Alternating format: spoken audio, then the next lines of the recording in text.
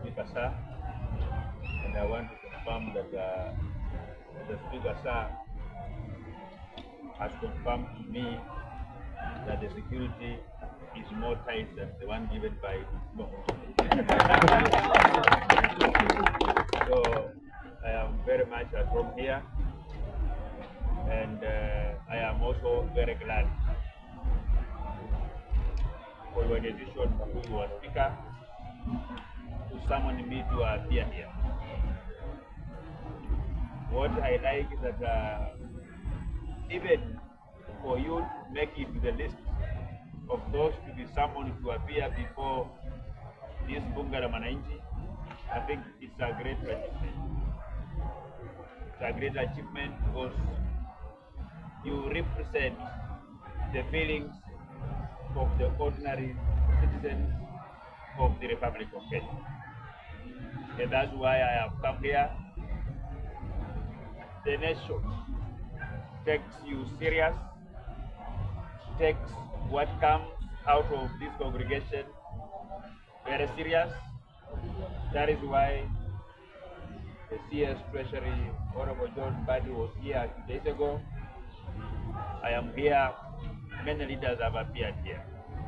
Because this platform is not just for here. And I want to assure you that I've just come from State House. Even Samuel Ruto watches Bunga la Mwananchi on his phone. This explains how serious you are as a first and foremost. I want to appreciate and join the very many people in our country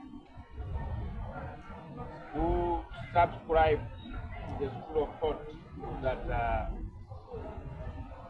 we may have not lived the expectations of the Kenyan people to the requisite levels or the requisite percentage. And we all agree that 80% of Kenyans are Kenyans who live below $1 in a day. These are people who struggle to make a living. Out of that 70%, 60% of Kenyans, when they leave their home not knowing what their families will eat when they come back. But somehow, they struggle, they found their way, they engage in whatever that they engage in, and when they come back in the evening, at least they come back with something.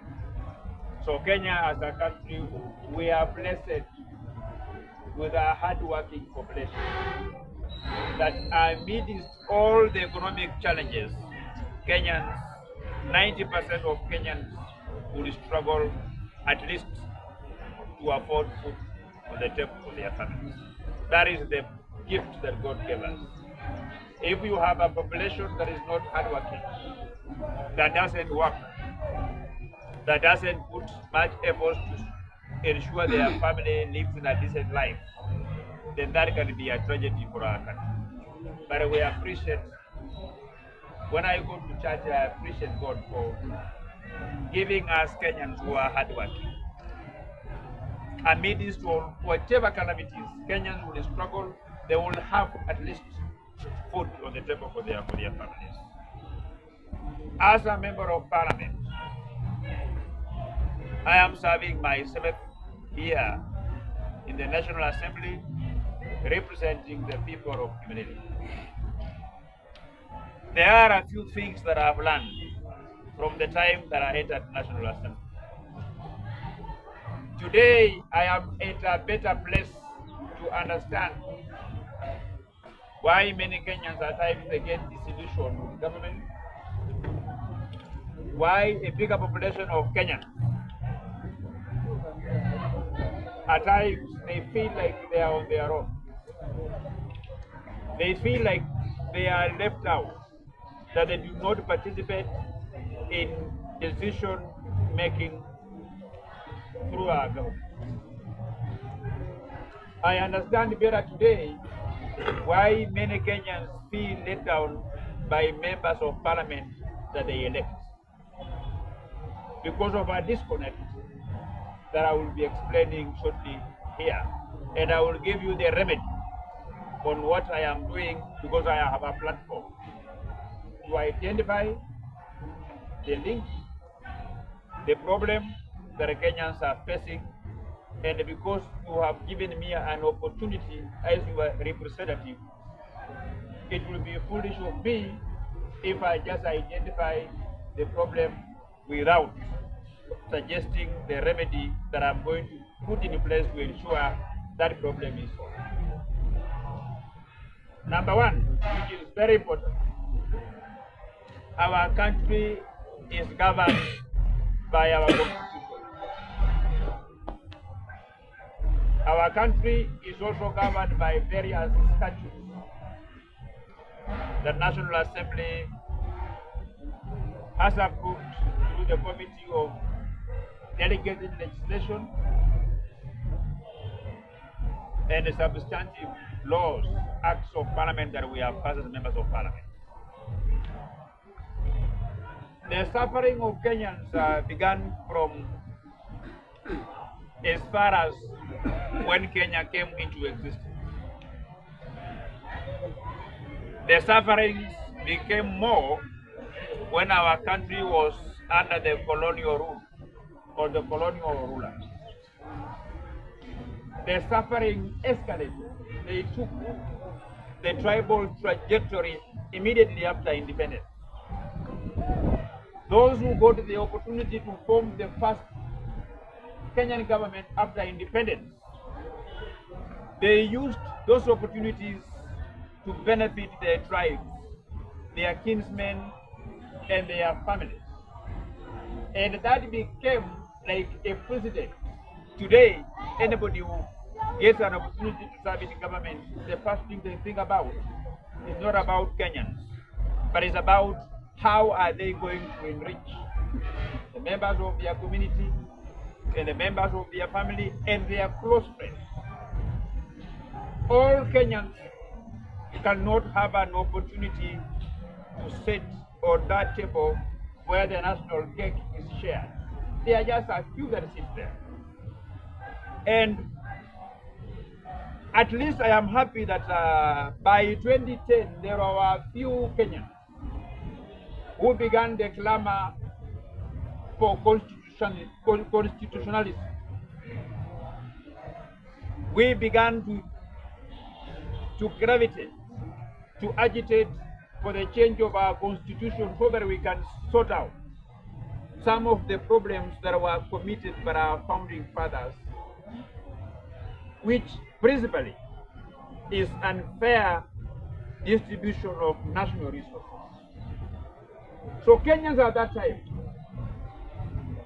contemplated that how do we ensure that whatever is funded from an exchequer, from national treasury, reflects the will of the Kenyan people. That is when they put a chapter in our constitution that says there is no government project that can be implemented, there is no law that can be enacted without that law or that project being subjected to public participation. So what Kenyans contemplated to be a remedy to sort out lack of involvement of Kenyans is to ensure that a public participation becomes mandatory for whatever project or whatever decision that the government of Kenya makes that will concern the people of Kenya. As a member of parliament, I have been asking myself questions that why are Kenyans still disgruntled? Why are Kenyans still not satisfied in the manner in which some of our laws are enacted, some projects are being implemented? So my role as a member of parliament, I have taken stock and carried out a thorough audit of that constitutional requirement of public participation. And this is what I have found out. I have found out that the framers of our constitution did not contemplate interpretation of that section the way it's being interpreted presently. The framers of the constitution wanted the Kenyans to be the one originating those projects.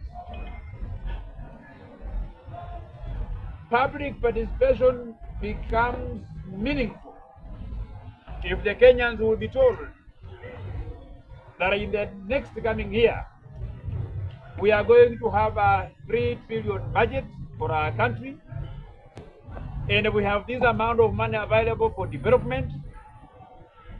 You go to the people of Western Kenya, you ask the people of Western Kenya, what do you want the government of Kenya to do for you?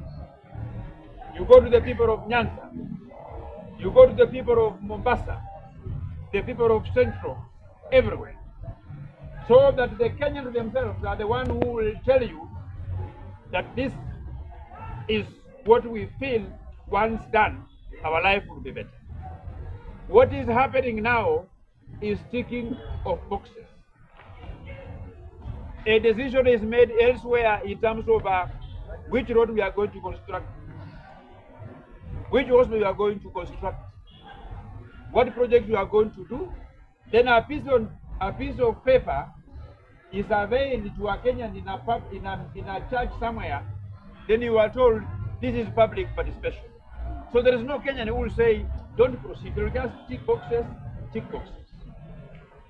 We will want to see a scenario, to see our country, to see our motherland, where the reports are published, that we live in a country that is divided into 47 counties. We live in a country that is divided into 290 constituencies. We live in a country that is divided in 8 regional economic blocks, commonly known as former provinces. We will want to have a template that Kenyans will see how the national cake is shared. We are still suffering from the hangovers of independence, where, and not just everybody in power, because power is like a forest. You may be in government, but you even don't know where the last meeting for sharing the national cake was held for. So the very few who are privileged to use the power that the Kenyans have given to them, the power of the pen, to sign a document that will otherwise become an official document that guides where resources are going. Time has come as a country, we must begin to, for us to progress forward, we must have a conversation with ourselves and look, audit our country from independence to today, where we can know that from 1963, how much resources were generated in 1964, how much and how were these resources shared, how much resources were generated between 1970 to 1979, how were these resources shared in our country, how much resources was generated by our country from 1980 to 1989, and we make notes on how those resources were shared. How much of it was collected from 1990 to 1999?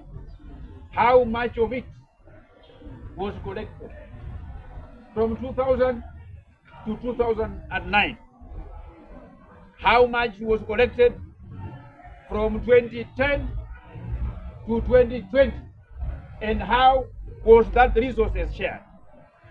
Once we know how those resources were shared, then we identify areas that were given raw deals, areas that has continued to be marginalized in our country. Then we can say, going forward in the next 5 years, we are going to come up with a budget that is going to equalize our country. We cannot continue living in a country where we have some constituencies. We have some constituencies, they have never seen a tarmac road. We have some places in this country where even getting water is a problem. But we have other places in this country where, and you know, I am not being tribal. God himself designed our country in a manner the way it is. God himself is the one who decided that Luos are fishermen and they live next to the lake. It's God himself who decided. It's not Didmus Barasa. God is the one himself who designed that the people from central Kenya, the Kikuyus, they are good business people. They are found near market centers. They are not farmers. It is God himself who decided. It's not Didmus Barasa. God is the one who decided the various economic activities of different communities in our country. So we want to see a scenario where the resources are shared so that they can improve the economic activity of that particular place. For example, if we are saying that Trans Nzoia is the food basket of Kenya, that is where all the maize comes from. If we are saying that Bungoma is the food basket of Kenya, that is where maize comes from. If we say that good maize in Kenya come from Nyandarua or which particular area, then those areas are the ones that should be given priority in terms of having proper access road so that food can be delivered to the market very fast, so that the people from Machakos cannot live hungry, they have some food to buy and eat. That is what should guide us. But we should not be guided by this tribalism. That if I am a minister and I come from central Kenya, then my role is to ensure that I pull everything to the people of central Kenya. The reason why we Kenyans will fight is because we feel that we will not get anything if one of our own, if a member of our community, he is not part, he is not on that table that will decide how resources are shared. So what I'm simply saying here is that we must go back to our constitution. And I have a proposal. I have a proposal pending before the National Assembly to enact a public participation law, that you don't just take a piece of paper to Kenyans to tick that this is what we are going to do. The budget making must originate from the people, not from the executive. That before you begin developing budget estimates, Kenyans must tell you what they want, so that what Kenyans want is what you'll find in the budget, not what an individual wants in somewhere else. And in that public participation also, I have put a threshold. As we speak today, there is no threshold for public participation. Once there is evidence that people came into some hall, they gave their views, their names are documented, that is enough for Parliament to proceed, that public participation was done. We must set a threshold for public participation. For example, if you take a particular law, if you subject a particular law to public participation, and 50 plus 1 Kenyans say no, that law should not proceed. Yeah. So we must put a threshold. So that's what I'm going to do, so that at least we can put some icing sugar to the framers of our constitution who said that Kenyans are supreme. They must give notice before anything that the government is doing to proceed forward. Number two. Hello. In this country, we agree now that since independence,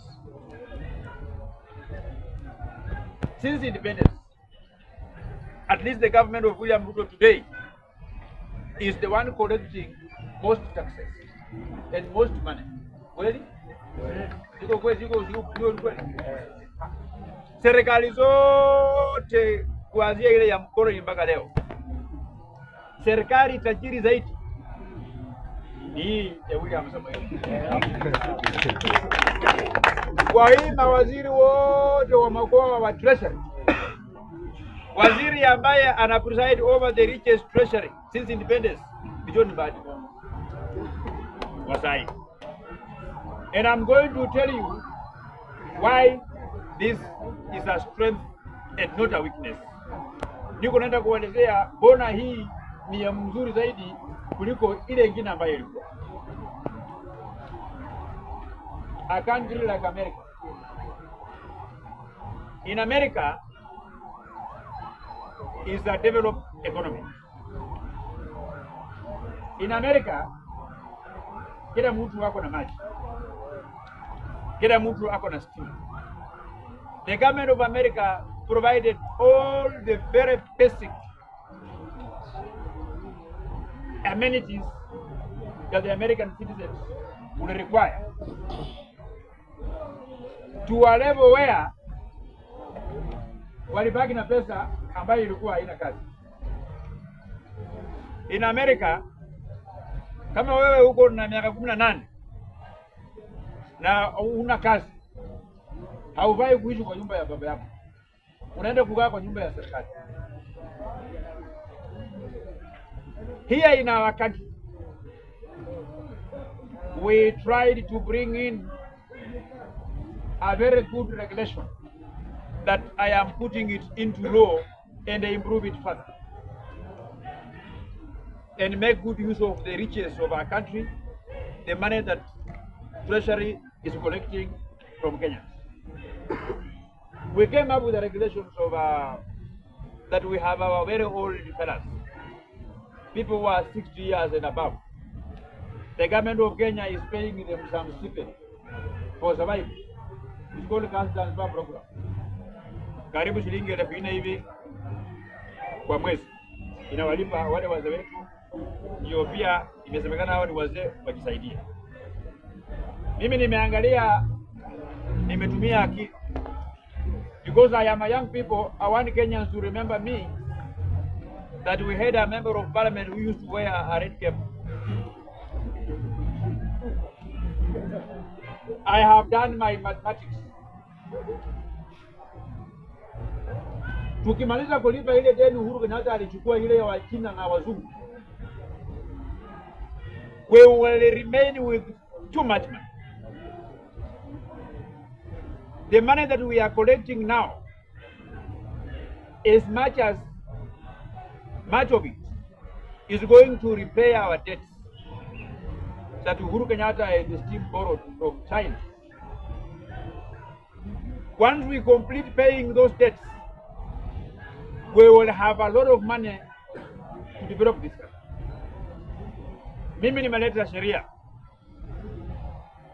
na hiyo sheria yangu inaenda polepole kulingana na vile naona hii madeni inapungua, pia tunasonga pale mbele. Nataka tubadilishe sheria ya Kenya, ile ambayo serikali inatumia kulipa hii wazee shilingi 4,000 through cash transfer program. I want us to borrow a country called this country that has a capital called Gaborone. It's called what? Botswana. Botswana, they have a law similar to ours, but theirs is called a vulnerability bill. There are people who are vulnerable, but they require to live. you are vulnerable, you are jobless, you have some chronic diseases, you cannot do anything. They are taken care of by that vulnerability bill. So I want to bring a vulnerability bill that will replace the cash transfer program, so that we can also put there some metrics that the government should follow. Because kuna watu wengine wako na miaka 60, mwingine wako na miaka 70, lakini hiyo ni mtu ni mtajiri, hafai kupatiwa pesa ya cash transfer program. Kama Raila Amolo Odinga hiyo kuja kupatiwa cash transfer program mbele inapita hawezi patiana, si ndio? Ama baba yangu kama angekuwa hai, my father, if he was alive, even if he could be 80 years old now, he doesn't qualify to be a beneficiary of cash transfer program because he's not vulnerable. All those old fellas who are 60 years and above but they own buildings in this town in rental homes, they should be excluded from being beneficiaries of cash transfer program. They should be removed.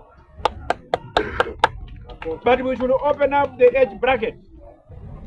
Hata kama uko miaka 30, uko miaka 40, but you are vulnerable, you are like you are 80, unaingizwa kwa ile program.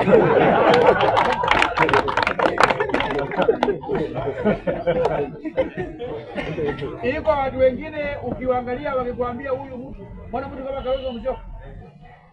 Mtu akikwambia Kalonzo Musyoka ako miaka 45 utakubali.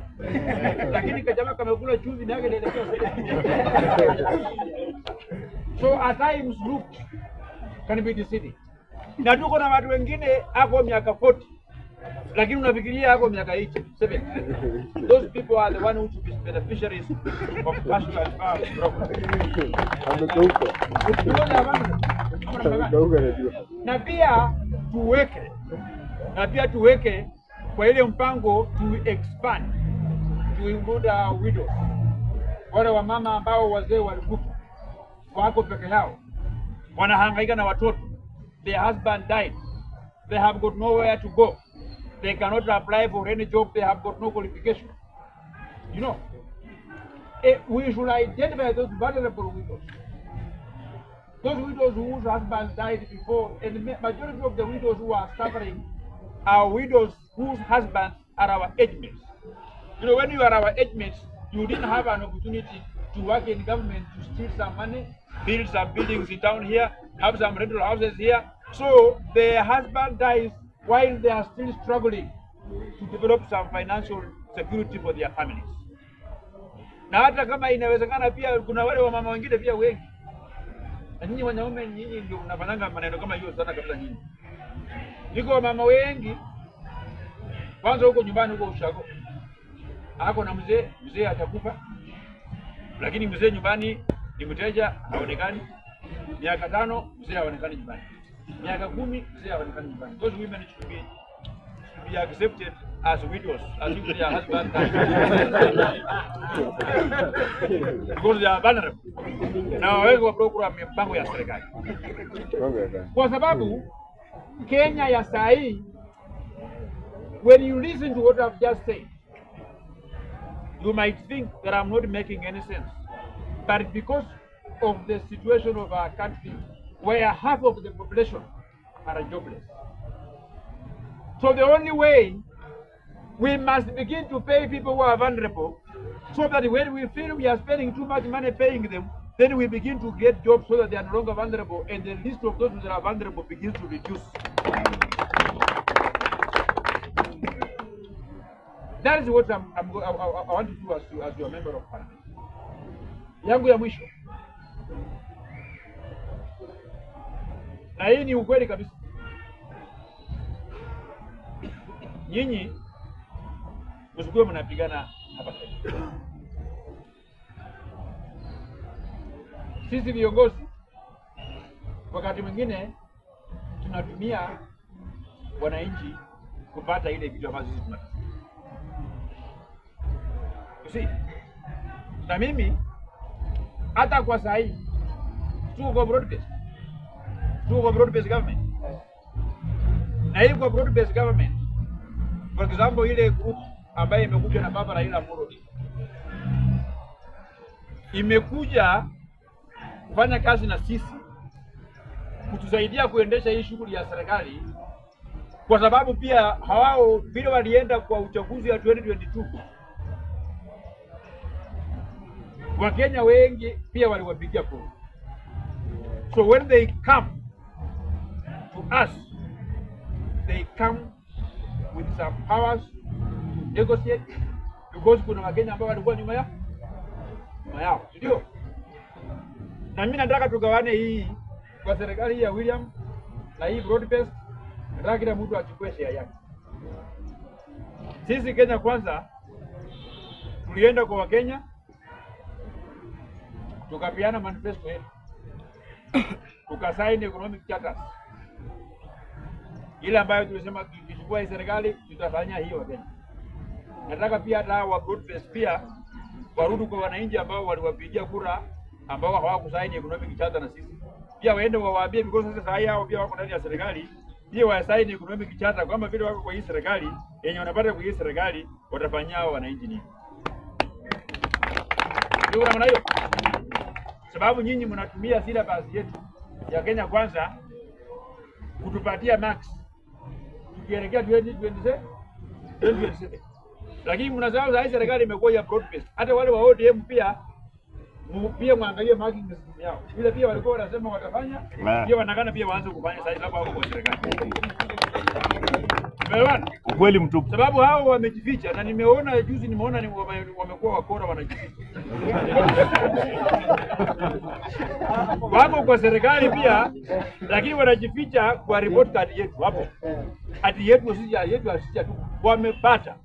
Pia wao watu mtu mwanzo kuangalia, sasa ukuwe na kalamu na karatasi. Ukiandika report card ya William Samoei Ruto, mahali penye una tick, mahali penye unaangusha, ukuwe pia na nyingine ya Raila Amolo Odinga na wale ma expert na John Mbadi kina Opiyo hata hii. Pia wao wanafanya wakati pia una tick, pia una tick. Ukifika 2027 unachukua average. Alafu nyingi iende vile itakuwa pale vile ilikuwa naye. Ya mwisho, alafu nikaribishe maswali kidogo. Nyinyi bunge la mwananchi, you can make a serious contribution to the advancement of us. Kidogo wale watu ambao waliunda katiba yetu hiyo kidogo waliharibu.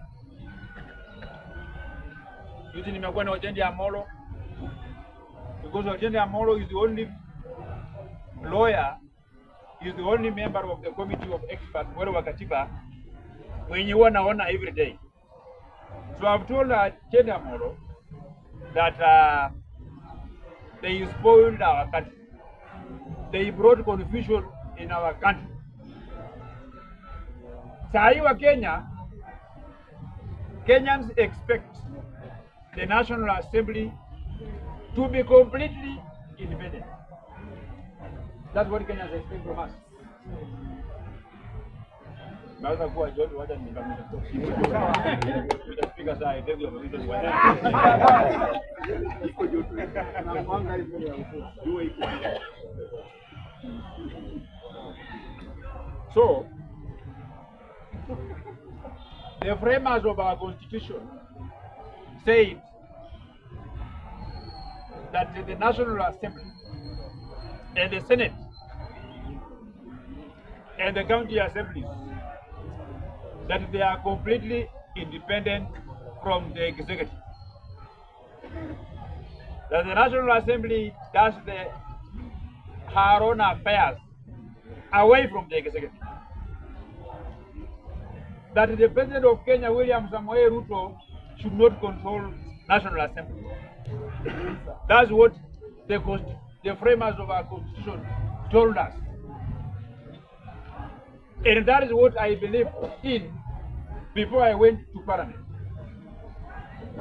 But when I arrived in Parliament, I had the opportunity to see things the way they are.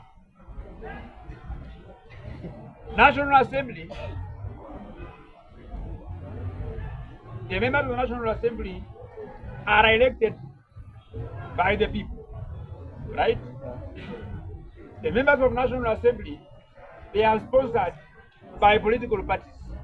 Some are independent.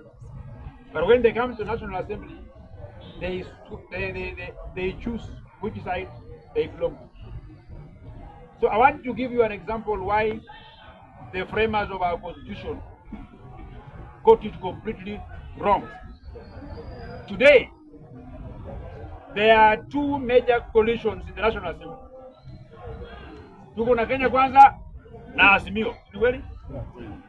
The party leader of Kenya Kwanza is the President of the Republic of Kenya.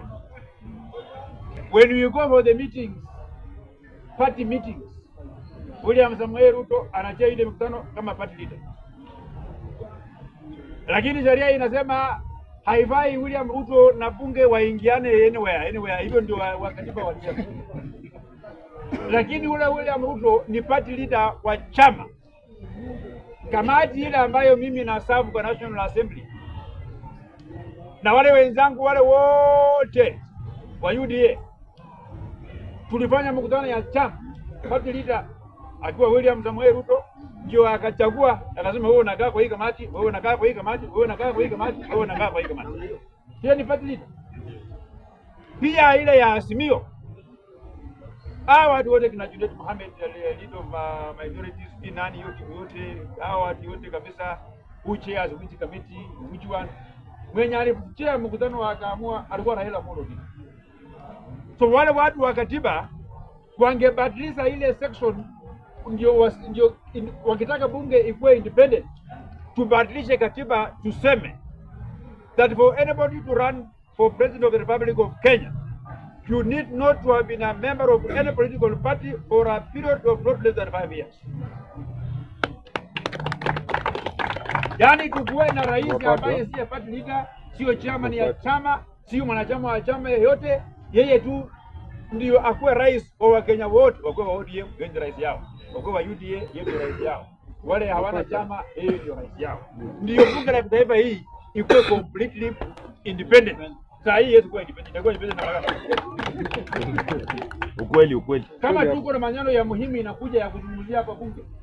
Unasikia kwa TV, unasikia chama inafanya party meetings, PG meetings, so that you can adopt a party position.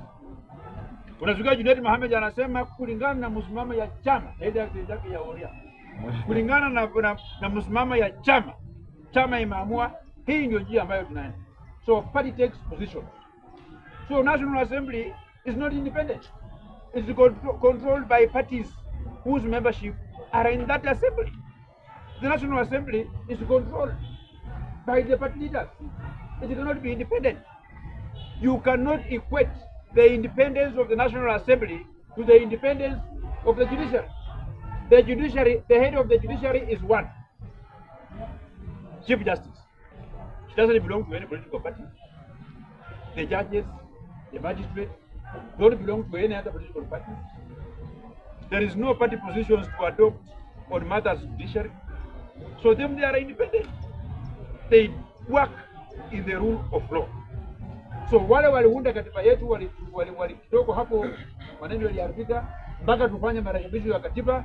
If we want the National Assembly to be complete independent, then we must ensure that whoever becomes president, he should not be a member of any political party, so that the political parties and members of parliament can run the affairs of the house in line with what Kenyans are telling them. Kwa hiyo mengi na machache, Mungu awabariki sana. I want again to thank you Bunge la Mwananchi for inviting me here. And I did what I was told. I was told to come alone. I came alone. The speaker told me that he would have made some arrangement for security. And for sure, I want to assure Kenyans that the security here is more tight.